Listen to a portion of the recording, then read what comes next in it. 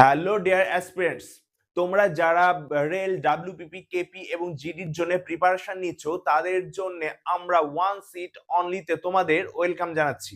এই চ্যানেলে তোমরা অঙ্ক সহ রিজনিং এর প্রত্যেকটা কনসেপ্ট আপকামিং এক্সামের জন্য ক্লিয়ার করতে পারবে।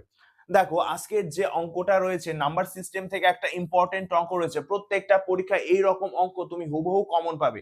আর এই অঙ্ক করার জন্য তোমাকে বেসিক কনসেপ্ট ক্লিয়ার করতে হবে। কি না, এই অঙ্ক করতে হলে তোমাকে এটা জানতে হবে, বদমাস এর পুরো নাম কি, বিতে ব্র্যাকেট অর্থ হচ্ছে যে অফ মানে গুণ, তারপরে ভাগ, গুণ, যোগ, বিয়োগ। দেখো, এই যে অঙ্কটা আছে এটা খাতা পেন ছাড়াই 2 সেকেন্ডে তুমি করতে পারবে। কি করে দেখো, প্রথমে ফার্স্ট ব্র্যাকেটের কাজ, এটা তুমি দেখো বিয়োগ করে কত হবে 2। এবার এখানে কিছু নেই মানে কি, অফ আছে মানে গুণ, তাহলে 5 দুগুণী 10। এবার এটা গুণ সম্পর্কে আছে 10 দুগুণী 20।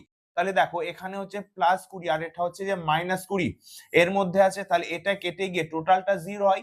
এবার দেখো 3 এর সঙ্গে তো 0 গুণ করলে 0 হবে, আর এখানে ভাগ সম্পর্কে আছে মানে 0/29 সমান সমান 0। তার মানে এখান থেকে শুরু করে এই পর্যন্ত এই টোটালটার মান কত হবে, 0 হবে। তাহলে বাকি থাকছে কোনটা, এই পার্টটাই শুধু ক্যালকুলেশন করো।